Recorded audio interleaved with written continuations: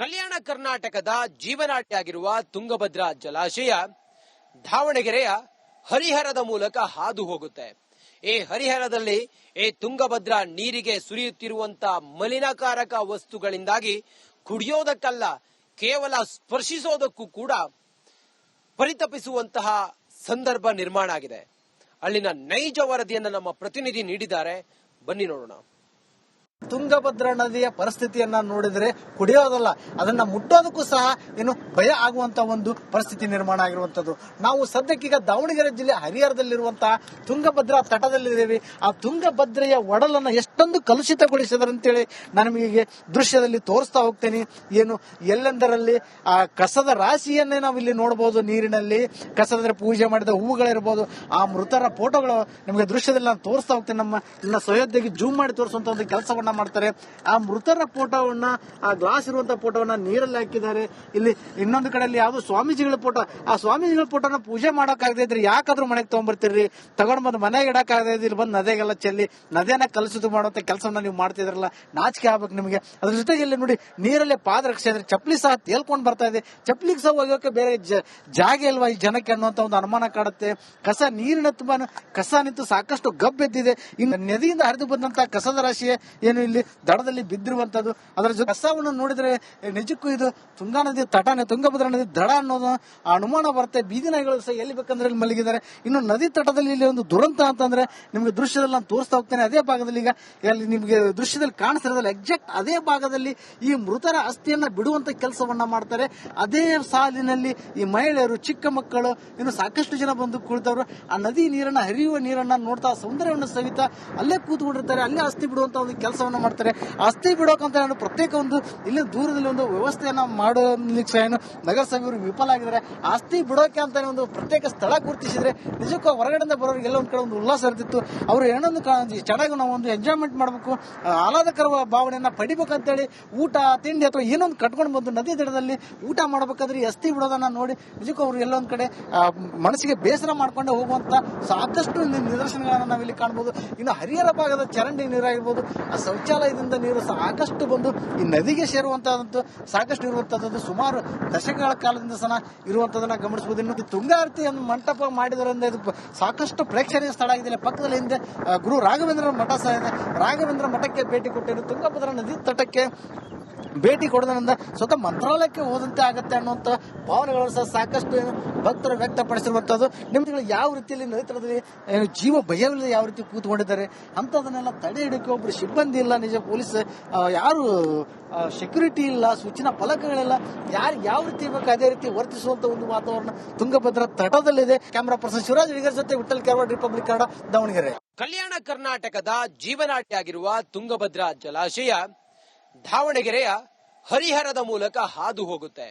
ಈ ಹರಿಹರದಲ್ಲಿ ಈ ತುಂಗಭದ್ರಾ ನೀರಿಗೆ ಸುರಿಯುತ್ತಿರುವಂತಹ ಮಲಿನಕಾರಕ ವಸ್ತುಗಳಿಂದಾಗಿ ಕುಡಿಯೋದಕ್ಕಲ್ಲ, ಕೇವಲ ಸ್ಪರ್ಶಿಸೋದಕ್ಕೂ ಕೂಡ ಪರಿತಪಿಸುವಂತಹ ಸಂದರ್ಭ ನಿರ್ಮಾಣ ಆಗಿದೆ. ಅಲ್ಲಿನ ನೈಜ ವರದಿಯನ್ನು ನಮ್ಮ ಪ್ರತಿನಿಧಿ ನೀಡಿದ್ದಾರೆ, ಬನ್ನಿ ನೋಡೋಣ.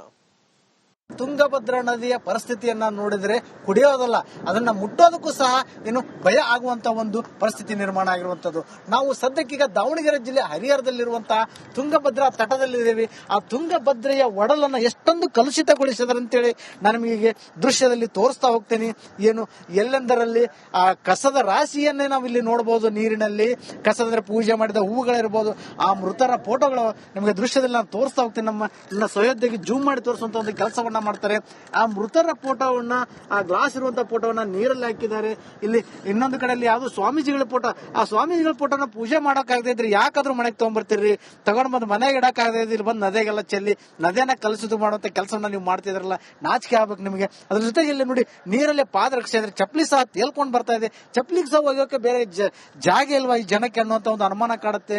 ಕಸ ನೀರಿನ ತುಂಬಾ ಕಸ ನಿಂತು ಸಾಕಷ್ಟು ಗಬ್ಬೆದ್ದಿದೆ. ಇನ್ನು ನದಿಯಿಂದ ಹರಿದು ಬಂದಂತಹ ಕಸದ ರಾಶಿಯೇ ಏನು ಏನು ಇಲ್ಲಿ ದಡದಲ್ಲಿ ಬಿದ್ದಿರುವಂತದ್ದು. ಅದರ ಜೊತೆ ಕಸವನ್ನು ನೋಡಿದ್ರೆ ನಿಜಕ್ಕೂ ಇದು ತುಂಗಾ ನದಿ ತಟನೆ, ತುಂಗಭದ್ರಾ ನದಿ ದಡ ಅನ್ನೋದು ಅನುಮಾನ ಬರುತ್ತೆ. ಬೀದಿ ನಾಯಿಗಳು ಸಹ ಎಲ್ಲಿ ಬೇಕಂದ್ರೆ ಇಲ್ಲಿ ಮಲಗಿದ್ದಾರೆ. ಇನ್ನು ನದಿ ತಟದಲ್ಲಿ ಇಲ್ಲಿ ಒಂದು ದುರಂತ ಅಂತಂದ್ರೆ ನಿಮ್ಗೆ ದೃಶ್ಯದಲ್ಲಿ ನಾನು ತೋರಿಸ್ತಾ ಹೋಗ್ತೇನೆ. ಅದೇ ಭಾಗದಲ್ಲಿ ಈಗ ಇಲ್ಲಿ ನಿಮ್ಗೆ ದೃಶ್ಯದಲ್ಲಿ ಕಾಣಿಸ್ತಿರೋದಲ್ಲ, ಎಕ್ಸಾಕ್ಟ್ ಅದೇ ಭಾಗದಲ್ಲಿ ಈ ಮೃತರ ಅಸ್ಥಿಯನ್ನ ಬಿಡುವಂತ ಕೆಲಸವನ್ನ ಮಾಡ್ತಾರೆ. ಅದೇ ಸಾಲಿನಲ್ಲಿ ಈ ಮಹಿಳೆಯರು, ಚಿಕ್ಕ ಮಕ್ಕಳು, ಇನ್ನು ಸಾಕಷ್ಟು ಜನ ಬಂದು ಕುಳಿತವರು ಆ ನದಿ ನೀರನ್ನ, ಹರಿಯುವ ನೀರನ್ನ ನೋಡ್ತಾ ಸೌಂದರ್ಯವನ್ನು ಸವಿತಾ ಅಲ್ಲೇ ಕೂತ್ಕೊಂಡಿರ್ತಾರೆ. ಅಲ್ಲೇ ಅಸ್ಥಿ ಬಿಡುವಂತ ಒಂದು ಕೆಲಸವನ್ನ ಮಾಡ್ತಾರೆ. ಅಸ್ಥಿ ಬಿಡೋಕಂತ ಪ್ರತ್ಯೇಕ ಒಂದು ಇಲ್ಲಿ ದೂರದಲ್ಲಿ ಒಂದು ವ್ಯವಸ್ಥೆಯನ್ನ ಮಾಡೋದಕ್ಕೆ ಏನು ನಗರಸಭೆಯವರು ವಿಫಲ ಆಗಿದ್ದಾರೆ. ಅಸ್ಥಿ ಬಿಡೋಕೆ ಅಂತ ಒಂದು ಪ್ರತ್ಯೇಕ ಸ್ಥಳ ಗುರುತಿಸಿದ್ರೆ ನಿಜಕ್ಕೂ ಹೊರಗಡೆಯಿಂದ ಬರೋರಿಗೆ ಎಲ್ಲ ಒಂದ್ ಕಡೆ ಒಂದು ಉಲ್ಲಾಸ ಇರ್ತಿತ್ತು.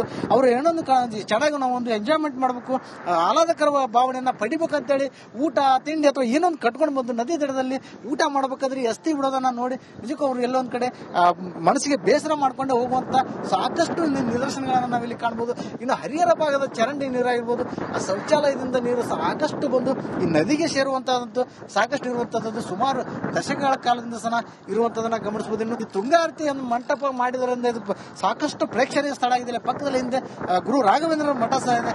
ರಾಘವೇಂದ್ರ ಮಠಕ್ಕೆ ಭೇಟಿ ಕೊಟ್ಟಿದ್ದು ತುಂಗಭದ್ರಾ ನದಿ ತಟಕ್ಕೆ ಭೇಟಿ ಕೊಡೋದ್ರಿಂದ ಸ್ವತಃ ಮಂತ್ರಾಲಯಕ್ಕೆ ಹೋದಂತೆ ಆಗತ್ತೆ ಅನ್ನುವಂತ ಭಾವನೆಗಳು ಸಹ ಸಾಕಷ್ಟು ಭಕ್ತರು ವ್ಯಕ್ತಪಡಿಸಿರುವಂತದ್ದು. ನಿಮ್ಗೆ ಯಾವ ರೀತಿಯಲ್ಲಿ ನದಿ ಜೀವ ಭಯವಿಲ್ಲದೆ ಯಾವ ರೀತಿ ಕೂತ್ಕೊಂಡಿದ್ದಾರೆ ಅಂತದನ್ನೆಲ್ಲ ತಡೆ ಹಿಡಿಕೆ ಒಬ್ರು ಸಿಬ್ಬಂದಿ ಇಲ್ಲ, ನಿಜ ಪೊಲೀಸ್ ಯಾರು ಸೆಕ್ಯೂರಿಟಿ ಇಲ್ಲ, ಸೂಚನಾ ಫಲಕಗಳಿಲ್ಲ, ಯಾರು ಯಾವ ರೀತಿ ಬೇಕು ಅದೇ ರೀತಿ ವರ್ತಿಸುವಂತ ಒಂದು ವಾತಾವರಣ ತುಂಗಭದ್ರಾ ತಟದಲ್ಲಿದೆ. ಕ್ಯಾಮರಾ ಪರ್ಸನ್ ಶಿವರಾಜ್ ಹಿಡಿಗರ್ ಜೊತೆ ವಿಠಲ್ ಕಾರ್ವಾಡ್, ರಿಪಬ್ಲಿಕ್ ಕನ್ನಡ, ದಾವಣಗೆರೆ.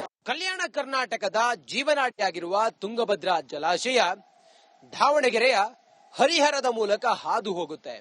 ಈ ಹರಿಹರದಲ್ಲಿ ಈ ತುಂಗಭದ್ರಾ ನೀರಿಗೆ ಸುರಿಯುತ್ತಿರುವಂತಹ ಮಲಿನಕಾರಕ ವಸ್ತುಗಳಿಂದಾಗಿ ಕುಡಿಯೋದಕ್ಕಲ್ಲ, ಕೇವಲ ಸ್ಪರ್ಶಿಸೋದಕ್ಕೂ ಕೂಡ ಪರಿತಪಿಸುವಂತಹ ಸಂದರ್ಭ ನಿರ್ಮಾಣ ಆಗಿದೆ.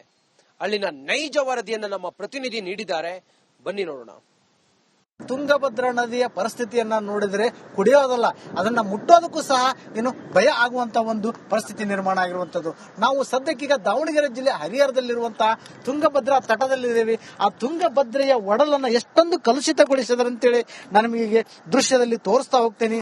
ಏನು ಎಲ್ಲೆಂದರಲ್ಲಿ ಆ ಕಸದ ರಾಶಿಯನ್ನೇ ನಾವು ಇಲ್ಲಿ ನೋಡಬಹುದು. ನೀರಿನಲ್ಲಿ ಕಸದ ಪೂಜೆ ಮಾಡಿದ ಹೂವುಗಳಿರ್ಬೋದು, ಆ ಮೃತರ ಫೋಟೋಗಳು ನಿಮಗೆ ದೃಶ್ಯದಲ್ಲಿ ನಾನು ತೋರಿಸ್ತಾ ಹೋಗ್ತೇನೆ. ನಮ್ಮ ಸಹೋದ್ಯೋಗಿ ಜೂಮ್ ಮಾಡಿ ತೋರಿಸುವಂತ ಒಂದು ಕೆಲಸವನ್ನ ಮಾಡ್ತಾರೆ. ಆ ಮೃತರ ಫೋಟೋವನ್ನ, ಆ ಗ್ಲಾಸ್ ಇರುವಂತಹ ಫೋಟೋವನ್ನ ನೀರಲ್ಲಿ ಹಾಕಿದ್ದಾರೆ. ಇಲ್ಲಿ ಇನ್ನೊಂದು ಕಡೆಯಲ್ಲಿ ಯಾವ್ದು ಸ್ವಾಮೀಜಿಗಳ ಫೋಟೋ, ಆ ಸ್ವಾಮೀಜಿಗಳ ಫೋಟೋನ ಪೂಜೆ ಮಾಡೋಕಾಗದೇ ಇದ್ರೆ ಯಾಕಾದ್ರೂ ಮನೆಗೆ ತಗೊಂಡ್ಬರ್ತೀರಿ, ತಗೊಂಡ್ ಬಂದು ಮನೆಗೆ ಇಡಕ್ಕಾಗದೇ ಇಲ್ಲಿ ಬಂದು ನದಿಗೆಲ್ಲ ಚೆಲ್ಲಿ ನದಿಯನ್ನ ಕಲುಷಿತ ಮಾಡುವಂತ ಕೆಲಸವನ್ನ ನೀವು ಮಾಡ್ತಿದ್ರಲ್ಲ, ನಾಚಿಕೆ ಆಗ್ಬೇಕು ನಿಮಗೆ. ಅದ್ರ ಜೊತೆಗೆ ಇಲ್ಲಿ ನೋಡಿ ನೀರಲ್ಲೇ ಪಾದರಕ್ಷೆ ಇದ್ರೆ ಚಪ್ಪಲಿ ಸಹ ತೇಲ್ಕೊಂಡು ಬರ್ತಾ ಇದೆ. ಚಪ್ಪಲಿಗೆ ಸಹ ಹೋಗೋಕೆ ಬೇರೆ ಜಾಗ ಇಲ್ವಾ ಈ ಜನಕ್ಕೆ ಅನ್ನುವಂತ ಒಂದು ಅನುಮಾನ ಕಾಡುತ್ತೆ. ಕಸ ನೀರಿನ ತುಂಬಾ ಕಸ ನಿಂತು ಸಾಕಷ್ಟು ಗಬ್ಬೆದ್ದಿದೆ. ಇನ್ನು ನದಿಯಿಂದ ಹರಿದು ಬಂದಂತಹ ಕಸದ ರಾಶಿ ಏನು ಇಲ್ಲಿ ದಡದಲ್ಲಿ ಬಿದ್ದಿರುವಂತದ್ದು. ಅದರ ಜೊತೆ ಕಸವನ್ನು ನೋಡಿದ್ರೆ ನಿಜಕ್ಕೂ ಇದು ತುಂಗಾ ನದಿ ತಟನೆ, ತುಂಗಭದ್ರಾ ನದಿ ದಡ ಅನ್ನೋದು ಅನುಮಾನ ಬರುತ್ತೆ. ಬೀದಿ ನಾಯಿಗಳು ಸಹ ಎಲ್ಲಿ ಬೇಕಂದ್ರೆ ಇಲ್ಲಿ ಮಲಗಿದ್ದಾರೆ. ಇನ್ನು ನದಿ ತಟದಲ್ಲಿ ಇಲ್ಲಿ ಒಂದು ದುರಂತ ಅಂತಂದ್ರೆ ನಿಮ್ಗೆ ದೃಶ್ಯದಲ್ಲಿ ನಾನು ತೋರಿಸ್ತಾ ಹೋಗ್ತೇನೆ. ಅದೇ ಭಾಗದಲ್ಲಿ ಈಗ ಇಲ್ಲಿ ನಿಮ್ಗೆ ದೃಶ್ಯದಲ್ಲಿ ಕಾಣಿಸ್ತಿರೋದಲ್ಲ, ಎಕ್ಸಾಕ್ಟ್ ಅದೇ ಭಾಗದಲ್ಲಿ ಈ ಮೃತರ ಅಸ್ಥಿಯನ್ನ ಬಿಡುವಂತ ಕೆಲಸವನ್ನ ಮಾಡ್ತಾರೆ. ಅದೇ ಸಾಲಿನಲ್ಲಿ ಈ ಮಹಿಳೆಯರು, ಚಿಕ್ಕ ಮಕ್ಕಳು, ಇನ್ನು ಸಾಕಷ್ಟು ಜನ ಬಂದು ಕುಳಿತವರು ಆ ನದಿ ನೀರನ್ನ, ಹರಿಯುವ ನೀರನ್ನ ನೋಡ್ತಾ ಸೌಂದರ್ಯವನ್ನು ಸವಿತಾ ಅಲ್ಲೇ ಕೂತ್ಕೊಂಡಿರ್ತಾರೆ. ಅಲ್ಲೇ ಅಸ್ಥಿ ಬಿಡುವಂತ ಒಂದು ಕೆಲಸವನ್ನ ಮಾಡ್ತಾರೆ. ಅಸ್ಥಿ ಬಿಡೋಕಂತ ಪ್ರತ್ಯೇಕ ಒಂದು ಇಲ್ಲಿ ದೂರದಲ್ಲಿ ಒಂದು ವ್ಯವಸ್ಥೆಯನ್ನ ಮಾಡೋದಕ್ಕೆ ಏನು ನಗರಸಭೆಯವರು ವಿಫಲ ಆಗಿದ್ದಾರೆ. ಅಸ್ಥಿ ಬಿಡೋಕೆ ಅಂತ ಒಂದು ಪ್ರತ್ಯೇಕ ಸ್ಥಳ ಗುರುತಿಸಿದ್ರೆ ನಿಜಕ್ಕೂ ಹೊರಗಡೆಯಿಂದ ಬರೋರಿಗೆ ಎಲ್ಲ ಒಂದ್ ಕಡೆ ಒಂದು ಉಲ್ಲಾಸ ಇರ್ತಿತ್ತು.